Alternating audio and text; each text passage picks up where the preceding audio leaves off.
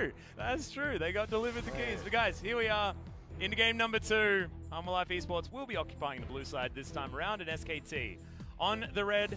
So maybe a few more less targeted bans to come out of SKT, and so maybe Hanwha will have some more opportunities. As speaking of nerf champions, Aurelia going to be banned out of nowhere. And Aurelia is very peculiar. She's another champion that is not really popping up all that much anymore. She can only be picked in very isolated situations, and so it's very surprising, but I guess if there is going to be an isolated situation, it would be for someone that is on the red team, so counterpick can be reserved for mid, and Lissandra and Cassiopeia banned away by SK Telecom, Lucian and Aurelia for Hanwha so far. Yeah, Lucian ban on blue side is an interesting one, because normally Right. we'd leave that one up and allow our bottom lane to grab it. I'm thinking that maybe Sangyun wants to take an awesome dude down there, maybe the Victor or the Vladimir. Is Akali going to be banned on the blue side as well? So look, I mean, question mark ping, I'm looking for it on my, my caster desk, but I can't find it. That's a weird choice. I mean, first pick Akali has been something that a lot of teams have been able to navigate around, but not going to happen this game. They've got a certain choice, and it might be the Urgot, as the Thresh is going to be banned away from Key. Yeah, I mean, I haven't seen something this questionable since Korea at Worlds, but those 3 bans are really bizarre when you are the blue team. You could have first picked Akali, could have first picked Lucian. I don't know what they're even trying to gun for with the first pick. Knowing them, it's going to be Aatrox or Galio. Oh god, because Urgot whatever makes the least sense. Tal, just find the Urgot Alright, button. There we he go. listened to you. He heard you. Whew. Someone needed to tell him. No one was telling him on his own team. Okay, there we go. No. Oh dear. Stay. Stay. Alright, well. Okay, well, we got Aatrox is going to be locked in, and Ezreal is there as well. And we'll see whether we're going to be taking the El Clasico of the Urgot versus Aatrox. Whether that's going to be mid or top is the question now. Flex picks abound. Ezreal locked in for Teddy is a no-brainer. That one I can get around, but if that Aatrox was instead Tahm Kench, that'd be really cool. That'd be a much safer and more versatile pick that would allow them to see how Hanwha Life wanted to develop the rest of their draft. Well, they want to do it by picking themselves up a Kai'Sa, and they can take the Tahm if they would like to, deny it from Marta, and also pick it for Key, and keep Sangyun as safe as possible on the bottom side of the map. So that would be the choice I would go for if I was drafting for them, but I am, of course, not. And they might go for a different priority pick here, potentially the jungle.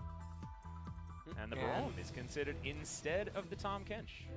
That's very peculiar to show it face up. So now SK Telecom here, they can just actually pick support because no junglers have really been hit, and that is what they end up doing. They take the Tahm Kench. Feels like a no-brainer, right? Yeah, it very, very simple face-up draft so far. And now if you're SK Telecom, you try to pinch the jungler pool. I'm assuming there's no real reason to try to pinch mid when you already have the counter pick for it.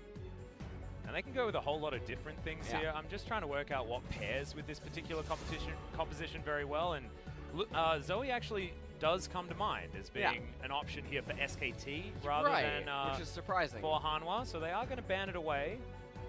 Not going to see Tempt playing that champion. Lissandra already banned away from him. Sad as it is, I mean, Zoe is considered one of the counters to Galio. And so maybe SK One Trick is getting ready for another Galio composition. Galio and Aatrox on the same team. How are we feeling? I'm taking a trip to Severance at the end of this cast. Severance, the name of the big hospital chain in Korea. Yep, there we go. He needs to have his brain repaired. Yep. As Olaf going to be banned away here, so you mentioned pinching the jungle pool. We finally got there. On the side of SKT. I can already feel it. I can just feel the big gargoyle. He's gonna get banned. There we go. Thank Saved. goodness. Yeah, safe. Safe. Baker looking. He's like, wait a minute, we didn't anticipate this far. Looking at other champions right now, not quite sure what to make of it. He's going through like the collection list, and like that's a Scion. Okay, that might mean that Fake is going to be taking the Aatrox to the mid lane, but could also be flexed. Of course, we know Scion just likes to be a sack of meat wherever he wants to go. But it means a lot of global pressure now with the Abyssal Voyage as well as the Choo Choo Train and the Unstoppable Onslaught. I mean, this means that Elise or Sejuani is going to be coming out for SKT because apparently, despite being one of the most popular and powerful junglers in Korean solo queue right now, Karthus, no one picks him. Nope. And even though there's an enormous amount of physical damage on SK Telecom right now, and they need a heavy-hitting AP jungler, they have a self-sustaining bot lane, they have a self-sustaining mid lane on the Scion, who's a neutralizer. He doesn't allow anyone to really do anything to him. That's a perfect opportunity for Karthus. I'm going to keep talking about this until... I know. Until someone picks it, for goodness sake, that isn't Spirit. As Tal going for the cannon. All right. Theoretically could be flex to mid, but I'm not assuming that that is going to be the case. And the cannon going to be able to abuse either of these matchups relatively effectively. Karthus. No. That means Clid will be taking the Aatrox into the jungle, and I Something like that more than being top lane. Well, there's the Elise. Because we talked about how they need a heavy-hitting AP champion. There's very few options that are actually available in the jungle. Sejuani's there, but the enemy team already has a Braum. So, and it's also a little bit difficult to hit the Kai'Sa, so not the best AP champion. You're looking at maybe an option like Gragas, but he's not really getting picked that often lately. So Elise is a champion that is coming back, especially with the jungle experience nerfs. It can help aggressive junglers with the rubber banding, whose kits are extremely powerful at one item, and Elise is one of those champions. She only really needs one item to be effective because of how obnoxious her damage is at base, but also the cocoon.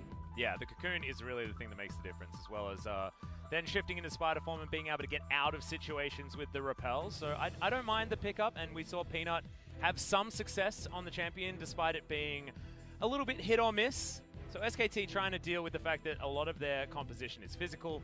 Ezreal, of course, you can't ignore the fact that he does half magic damage, and that True Shot Barrage, if you don't have enough magic resist, will basically cut you in half in the later stages of the game. So SKT will round it out with the Elise, but didn't necessarily need it. But looking over Hanwha's side, this is about as front to back as a team comp you can get. In fact, is this almost exactly the same as Genji's team composition? Yeah. Except this time, Thal is on the cannon. Yep. So that is how to say it in Korean. Fans need to be, you know. I might hit you guys with the Trundle one trick. Right. Might hit you guys with the Kassadin, the Aatrox, but at least I don't hit you with the Tua. Yeah. All right. But I mean, that is his name. So why would you say it, LS? Come on, that's ridiculous. Hey, I said Ed. You Remember did. MVP Ed. Oh, you did. Let's hear from the fans.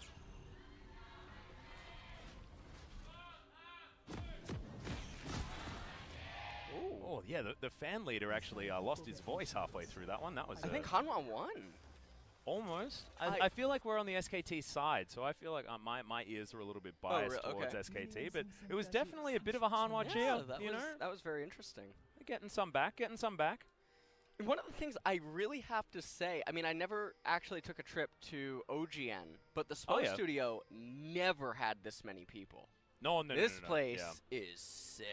And it's also super packed. I believe it holds 400? It does. It holds 400, and it's almost always full? Yep. And then there's more people outside sitting at the cafe, and they're just watching the game on their phones. Yeah, and there's also, aren't there projectors? I mean, I've only ever been inside while things are on, so there's also projectors projecting the game reminds me of baseball games and stuff. Yeah, it's super cool. People used to watch them on, like, their portable televisions right outside the stadium, at least in New York. Sometimes I'd go to see the New York Yankees.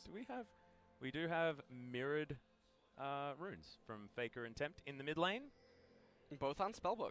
Yeah, and the Scion is going to be taken here by Faker as well. So not wanting to have the Scion punching bag on the top side for Tal to just smash around. You know who was a good Spellbook user in mid lane? Who? Ornn. But then Riot took away his shield, and now he's useless. Yeah, so it's a little bit sad, isn't it? Yeah. He's not a bad support.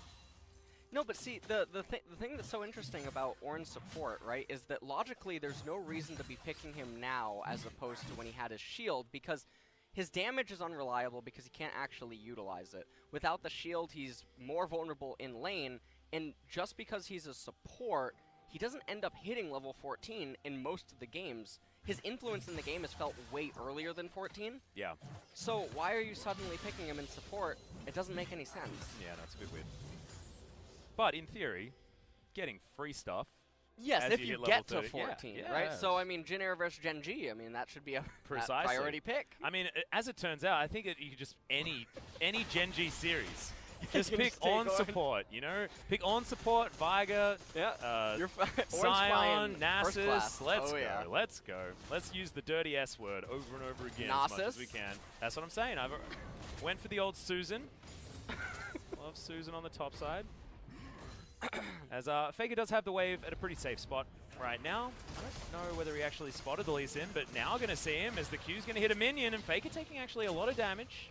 Bono takes a bit of a hit back. Clid can set himself up here, actually. What? No, going to put a ward down. Wait, he could have just chunked him. Wait, what? Be discovered, steals it away.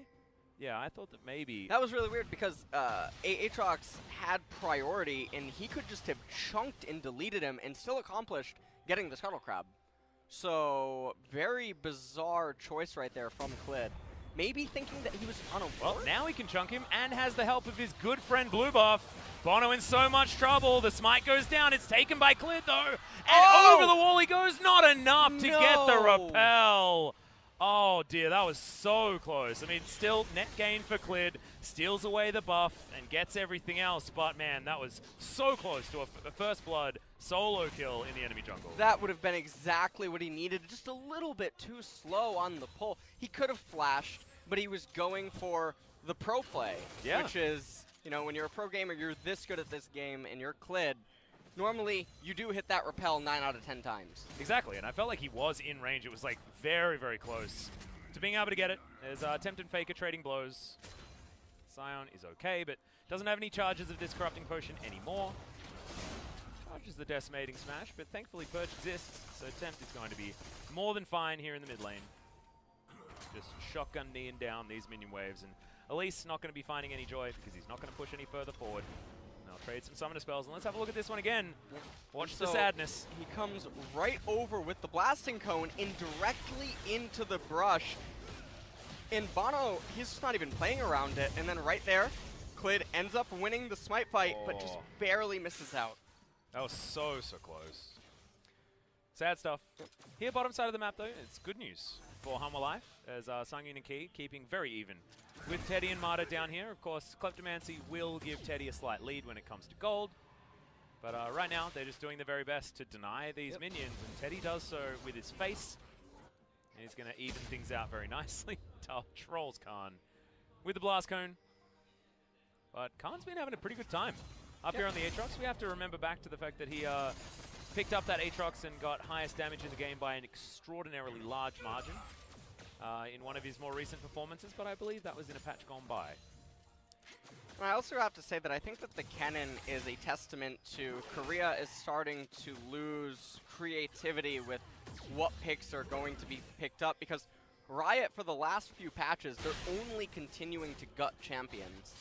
And it's leaving the remaining pool very weak and vulnerable. And usually when that happens, the stat checkers start to re-enter into the meta. So you start seeing Orianna return to mid lane, Syndra, LeBlanc, asking, can anyone actually stand up to us? Whoa, that's a flash cocoon. Lehen style on the top side. They may still just get this kill as a repel. He's going to stay in the sky for a very long time and decides to go back. As Khan does have the world ender and picks up the first blood.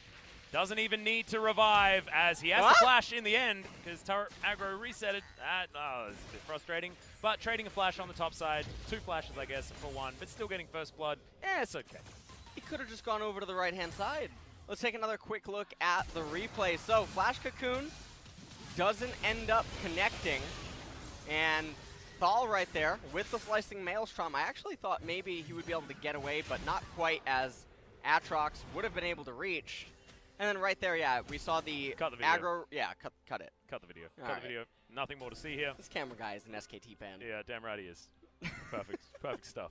That's how we do. That's some bias if I've ever seen it. And look at Elisa's playstyle. This is the thing I was talking about. She favors rubber banding in order to get her experience from the camps. She's not a jungler that wants to constantly be farming camps. That's the cocoon. Lands it this time. And Umbral Dash gets Khan in range. That's a free one. Teleporting back to lane feels real bad as Marta here in the mid lane to protect Faker. And that's a pause to ask why the Tahm Kench was actually there. Guys, it's not fair. Yep.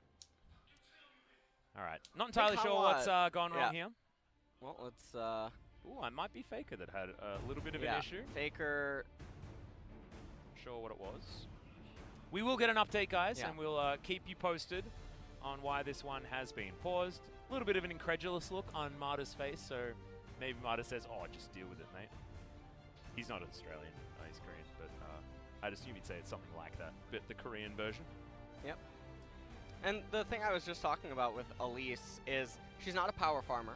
Nope. She does not run around and do all of the camps like golems and wraiths and wolves and gromp. And what she can instead do is, because she's so powerful with just her base abilities and a lack of reliance on items, she can just choose to farm 1 or 2 camps and then spend a lot of time on the map waiting for those camps to respawn at a higher level, which then causes her to get bonus experience when consuming the camp, and that's what rubber banding is.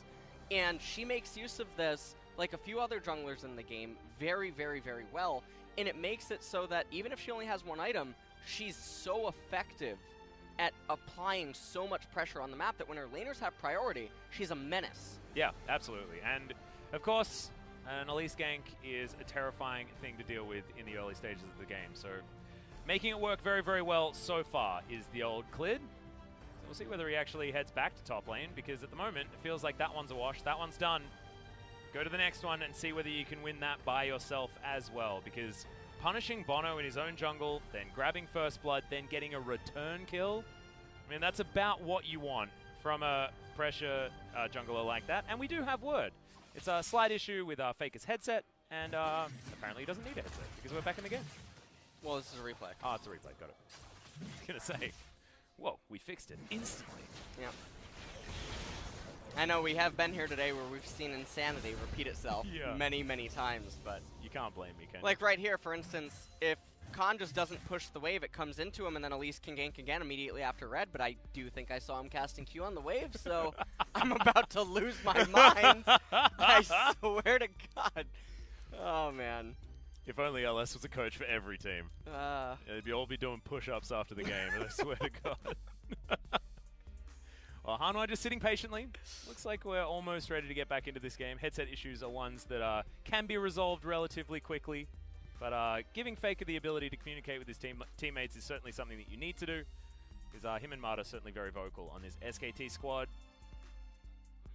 And hoping to get him back in there. We'll see whether there are going to be any train driver plays, because level 6s have been hit in the mid lane. I believe Tempt is level 7, a level ahead as the wave is heading towards Faker's turret, so he must be pretty close himself.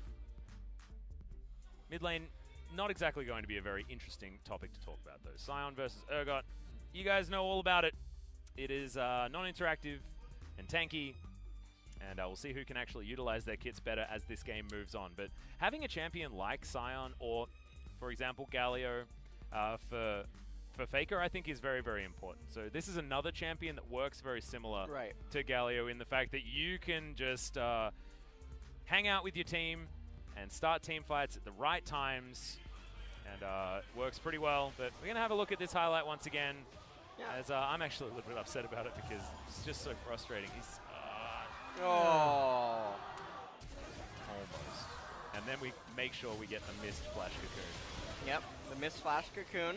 In fact, like, both of these flashes are almost unnecessary. Well, Tal dies, and then Khan decides he'll come back. Yep. And I guess you could understand, maybe there wasn't vision of where Urgot was at that particular point in time, so he felt like he couldn't actually go through the enemy jungle. Might be a way of thinking about it. Yep, for sure. And then right here, he shouldn't push the wave at all. But, I mean, maybe he didn't. We'll see when the game resumes. Yeah! Find out next episode. Once again, we cut the video. We are going to resume it, though. Twitch, aren't they competitors? I don't know. I guess they just want to broadcast on as many things as possible. Oh. Yeah. Game is resuming, guys, so 4 seconds to go, and then we're going to see the supports and mid laners facing off against one another. Let me see top lane. Is he pushing the way? I think he's pushing the way. I am about to have an aneurysm. Let me see the mini map. Move that. He is. He's pushing, isn't he? I believe.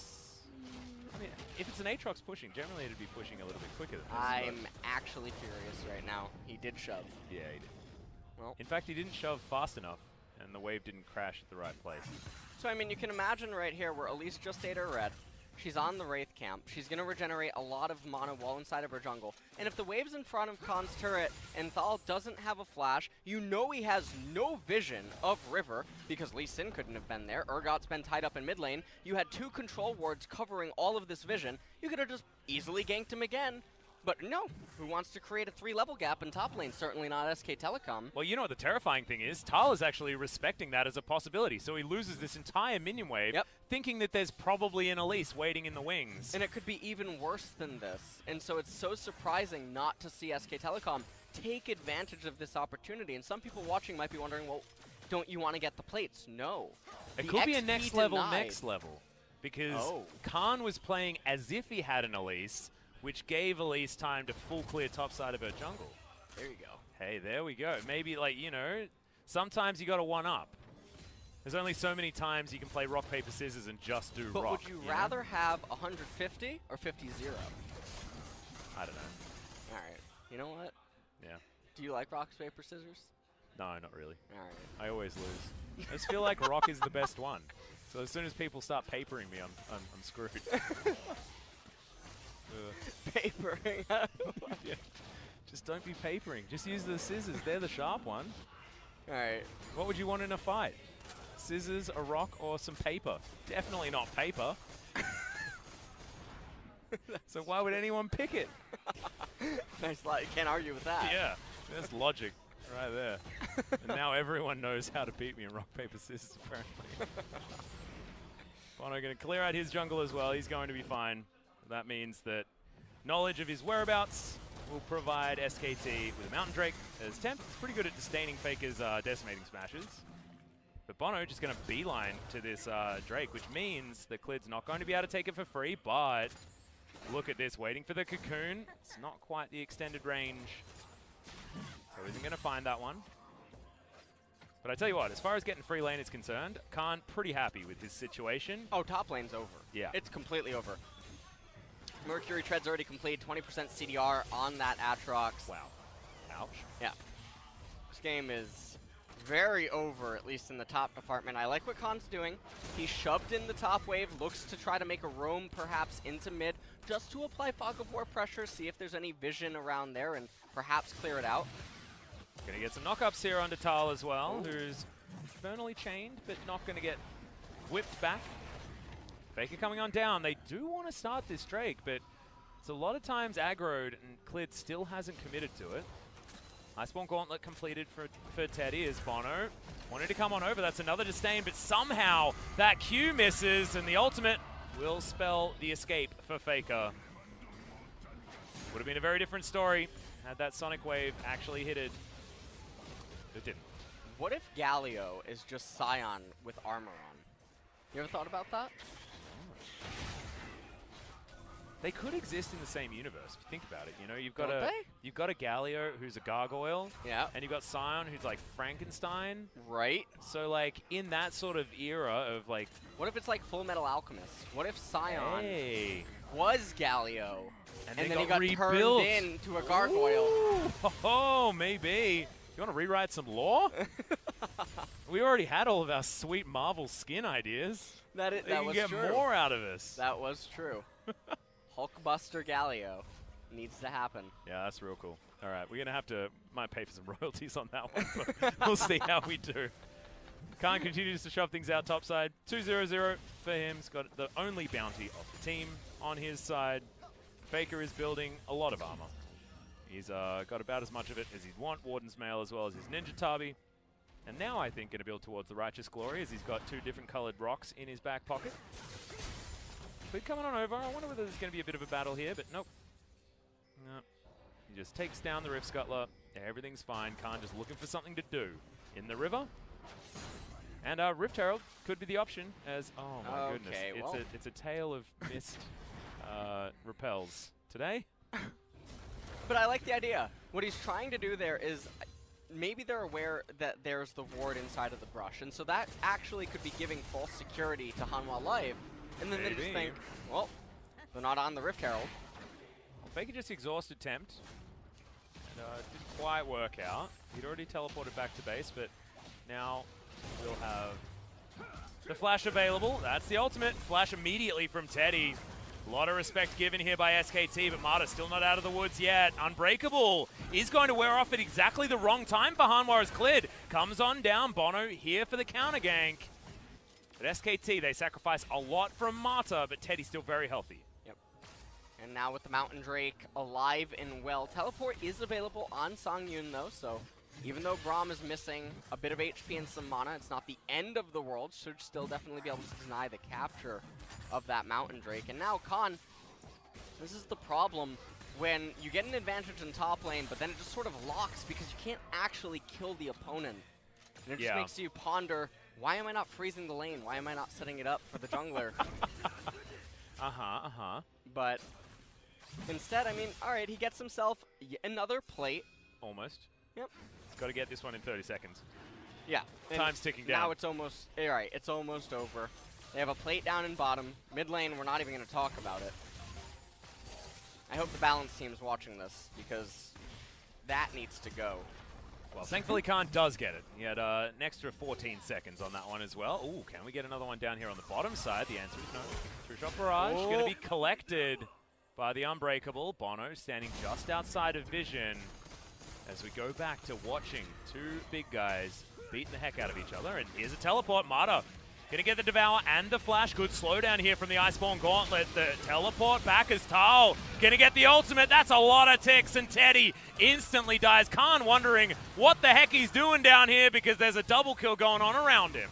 Yeah, and in the meanwhile, Elise is looking to capture the Rift Herald, but that was a really nice setup by Hanwha.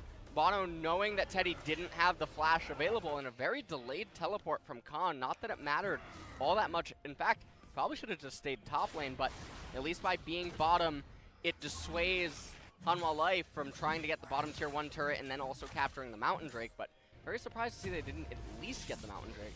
Yeah, it's going to be a bit of a switch up here as Rift Herald does go down. Teddy going to be moving up towards the top side using his teleport, and we'll have a minion wave crash towards that turret. But let's have a look at this one again. Mata does about everything that he can to avoid this, but the Q lands this time, and Bono gets the flash kick onto Teddy. And Mata, to his credit, I mean, he maximizes the usage of his great health, and watch Khan move in front of the Proto Belt, blocking it, but doesn't matter.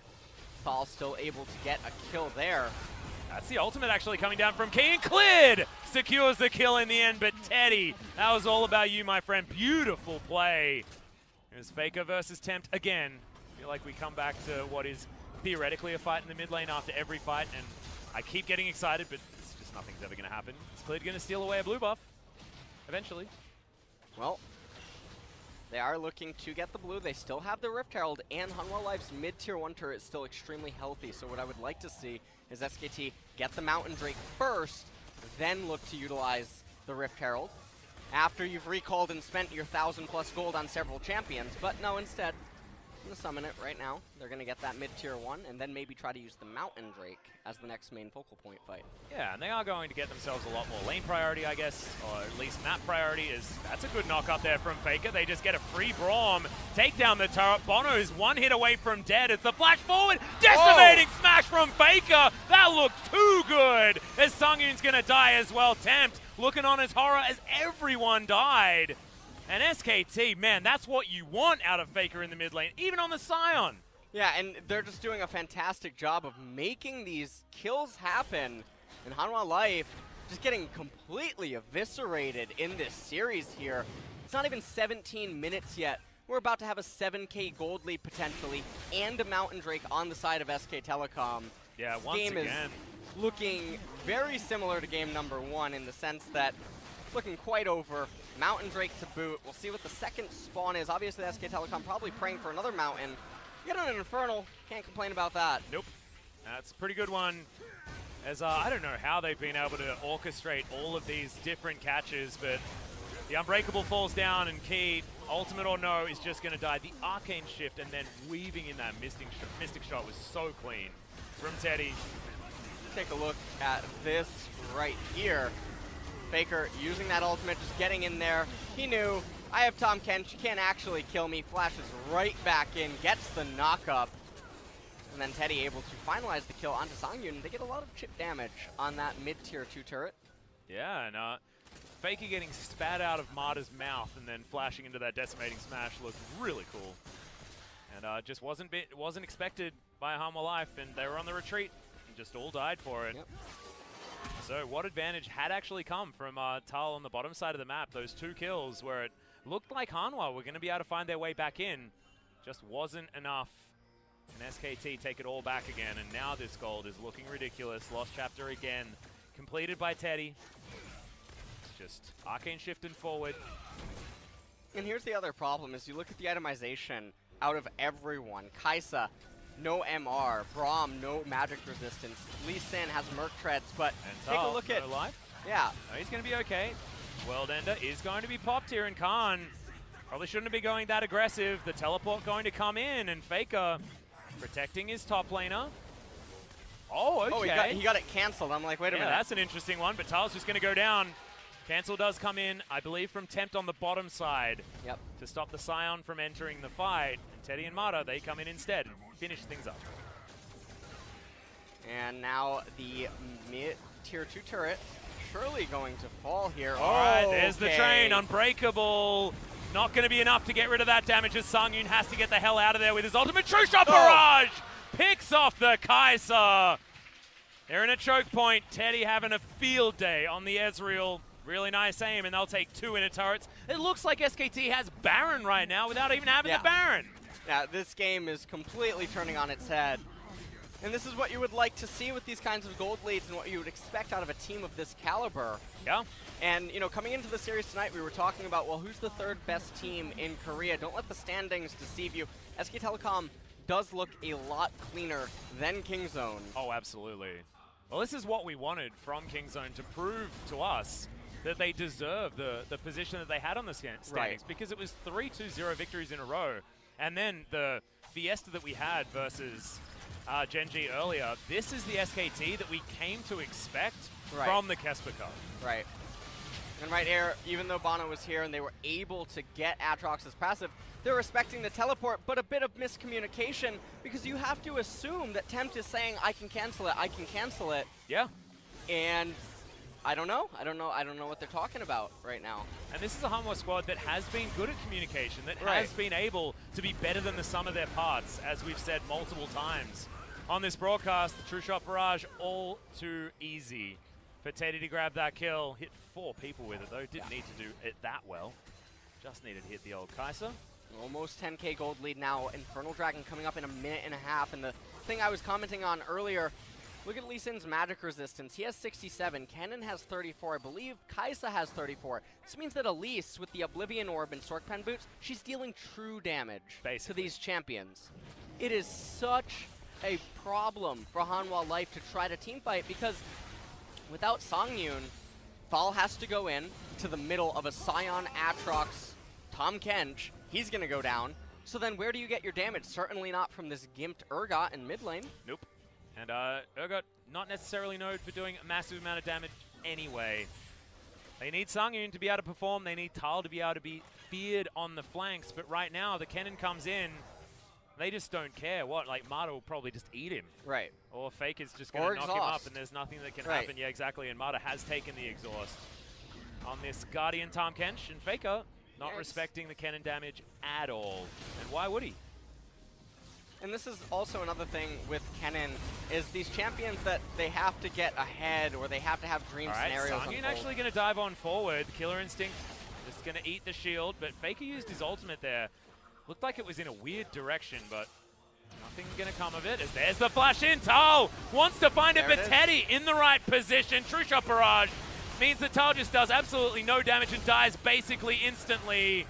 That was what Hanwha wanted, and now they're going to find everything. The knockups, the decimating smash, the Q coming in from the Aatrox, and Khan helps just wipe the floor with Hanwha Life. Abyssal Voyage means they're not done yet. Key going to go down. Infernal Chain's not going to arm, but Tempt is dead on the bottom side. And SKT are looking for a clean ace at 22 minutes with a broken base already. Yeah, I actually think this is the game, because Faker, even if they kill him, Scion passive is able to persist on, but the members coming up, I mean, you have Thal, but he doesn't have his ultimate available. There's a sizable minion wave demolish on some of these champions. Yep, we are going to stack up these Demolish procs, but look, both Nexus turrets dying at about the same time. 5 members of SKT closing in on this Nexus. Okay. They are going to back away as Tal doesn't have Slicing Maelstrom. SKT, they are going to back away from this one. Q just going to go completely wide from Bono. Unfortunate. Maybe was expecting an arcane shift in a weird direction or something like that. SKT will go back. They've broken open the base. And there's no more Nexus turrets remaining. Yeah, and so the mid inhibitor is now a legitimate, very scary threat. We take another look at the team fight. Just like we talked about, Exhaust goes down instantly on this champion that has to dive the backline. Doesn't matter if you dive the backline, you don't have any damage.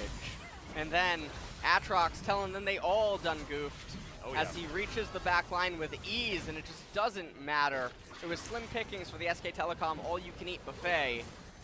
I feel like this is the Aatrox that went to Oshak Hennessy's office and got the advice that he needed, and has come back a new and better Aatrox.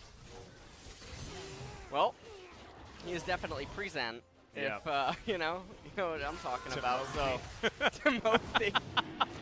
Oh man, I love that video. I love that video so much. How about an Infernal Drake? SKT will pick that one up.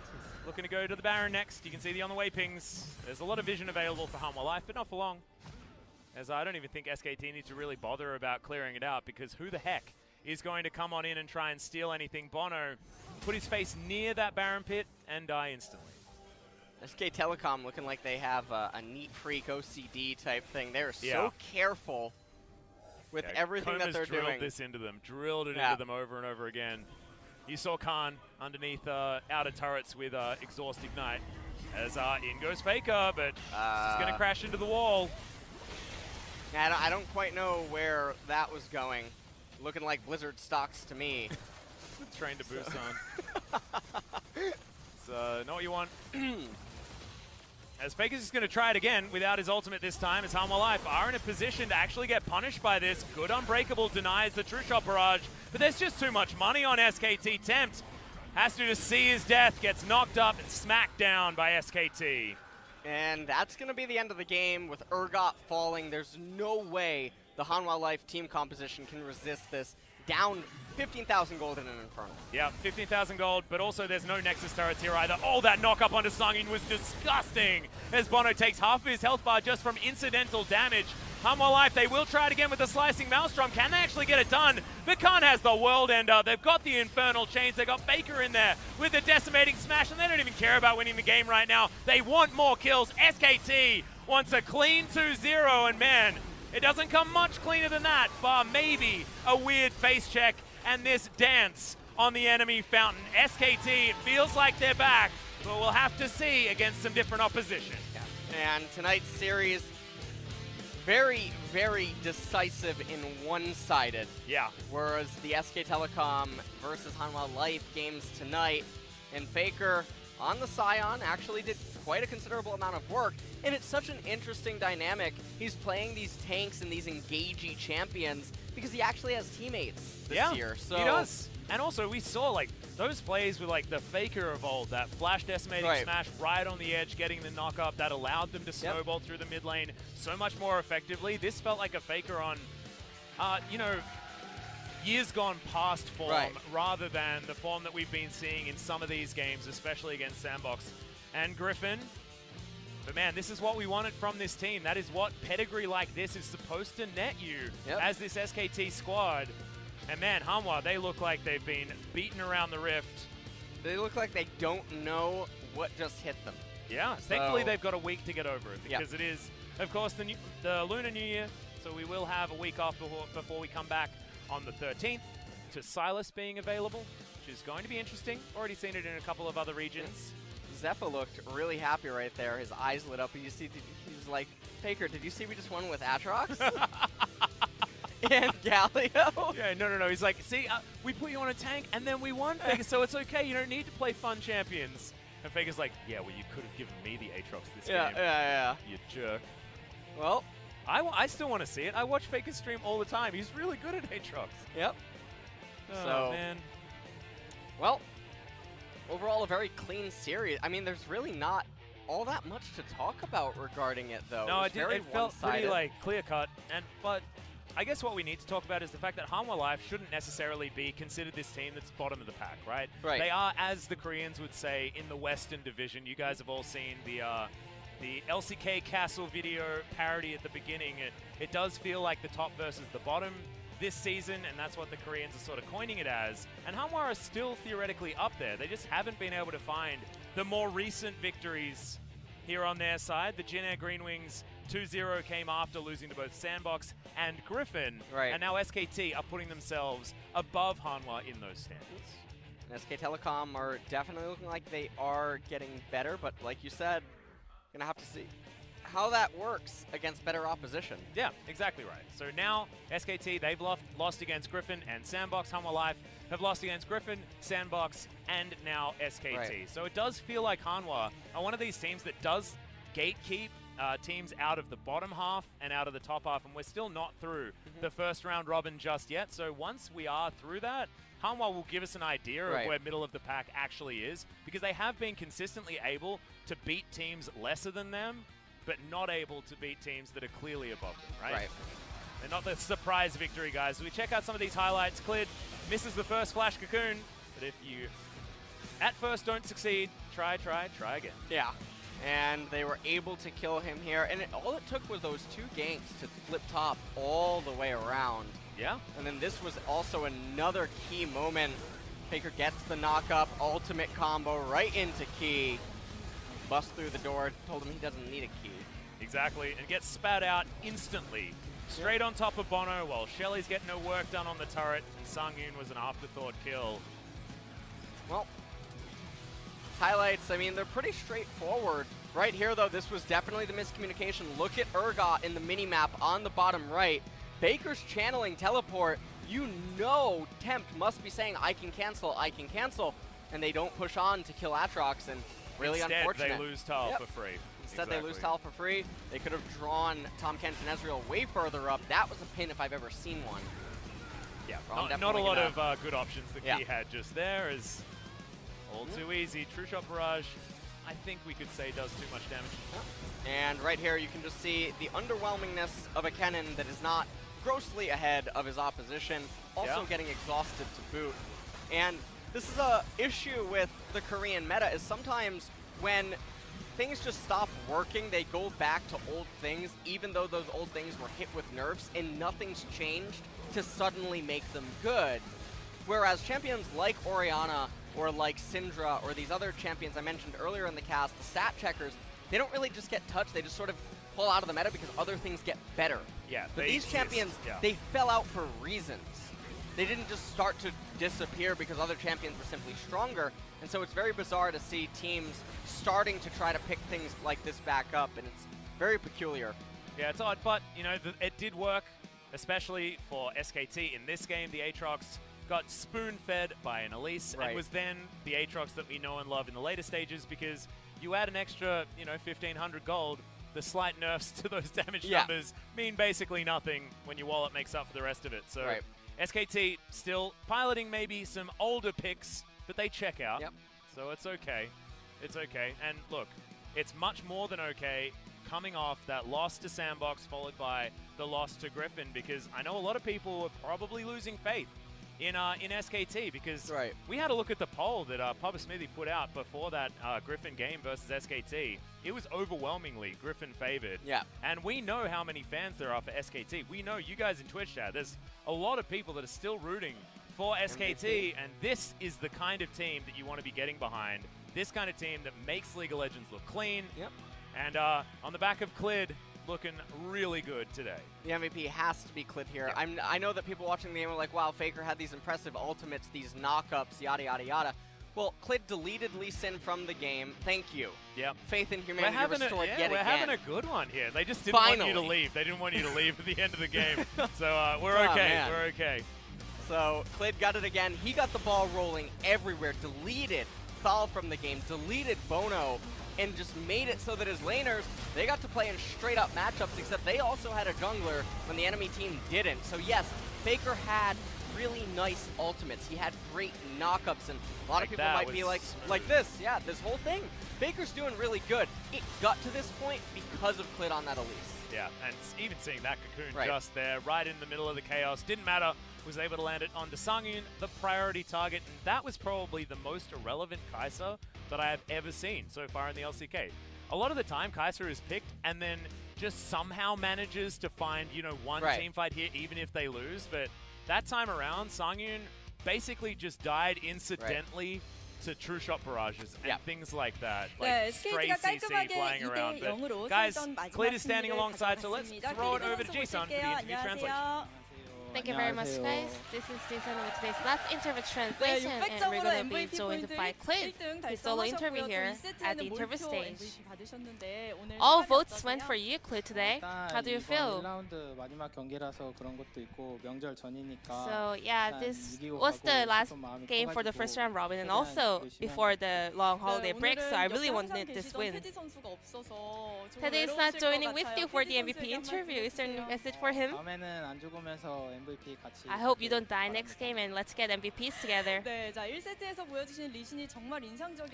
Game 1, Lee Sin was really impressive. There were a lot of ganks from you, so how do you rate Lee Sin as a champion currently? It doesn't have a specific counter, and also if you're confident with playing in it, I think it's a really nice champion right now. There were a lot of ganks in the bot lane especially. So the first gang here, you're avoiding the vision of the opponent, so whose call was that? Mara told me in advance that the opponent can be here, so I actually expected there could be a ward, but yeah, we were lucky to pull that up and make a kill over there. Ult Flash, were you confident enough? Yeah, I always have confidence, and I calculated all the things over there. So after those two ganks in bot lane kind of turned the game to SK Telecom's side. So were you having a confidence that you're going to close out the game easily? Yeah, when the Baron popped up, I had the confidence that we were really in a lead and we will be able to close out the game. And Khan played Akali for the first time. What kind of strategy was going on over there? All the players in our team can play all the different champions currently, and especially Akali is a really good champion in the current meta, so that's why we went with top Akali today.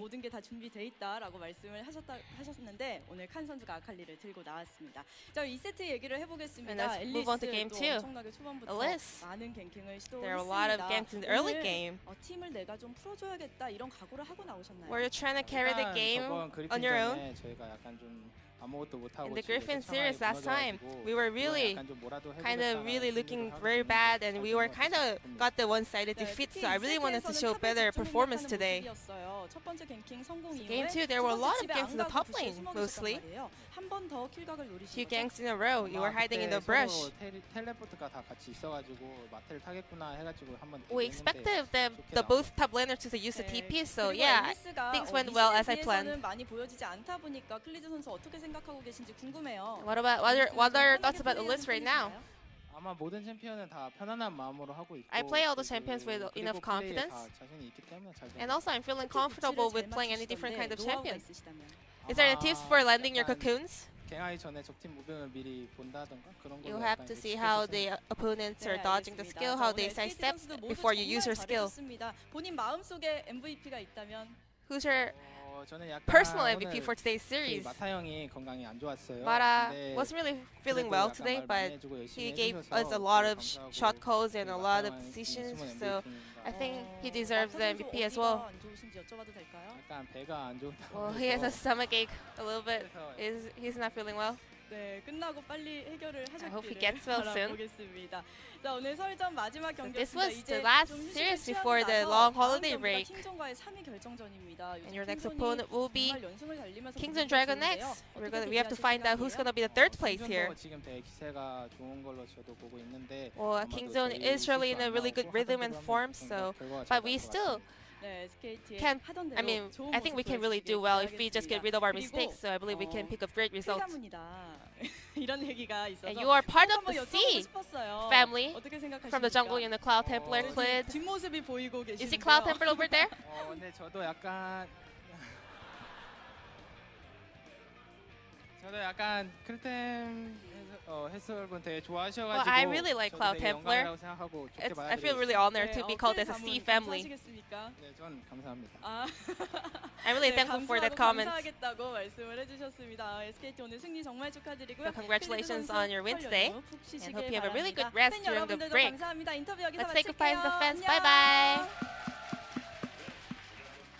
Thank you very much, Ji-sun, for the interview translation. Great to hear from Clid, and I'm glad that Cloud Templar acknowledges him in his camp as well. That was adorable. When the Korean cast came up on screen, I'm like, oh no, we're supposed to be ready, but actually they were just, that was part of the interview process. Family? Yeah, the C family, because their names start with the same sound, I guess. Can I be part of the C family? I'm a content creator, caster, coach. Oh, yes you can. I was like, your name's Nick. So no, like, that's what I was gonna say. I mean, I can't because my name's Max. All right, let's bring it back to the League of Legends, guys. As we have a look at the standings at the end of Week 3. SKT do manage to solidify their spot in third place with that 2-0 victory, but only 4-2 means that Griffin and Sandbox well and truly out in front. If teams have lost, it is generally against both of these teams. And Griffin getting the better of Sandbox in the last matchup, 2-1. So the western side, Hanwha Life are still there. Kingzone still there after their 2-1 victory that they shakily got today. But we'll be back on the 13th of February. Hanwha Life versus Gen.G, and then SKT versus Kingzone, which is all of a sudden very, very interesting. And after a long break like this, let's hope that Kingzone can get their mental back into gear so that we don't see what we saw from them against Gen.G. Yep, and I mean, SK Telecom, they are looking like the third best team in Korea right now. Sandbox, still second. Griffin, I mean, they did drop one game, but they are still looking like a machine. They are. And they've still got to go up against KT and Afrika Freaks, two teams that most of our, Western side, as the Koreans would say, have had pretty comfortable victories against. But there's a chance that these teams can offer some, I guess, upsets. We'll have to see what happens, guys. Happy Lunar New Year to everyone. Thank you so much for watching for the first 3 weeks. And we're going to go put our heels up, and we will be back for more sweet LCK action on the 13th of February when Silas will be available. So, guys, we'll see you back then. Have a good week away. We'll see you after. All right.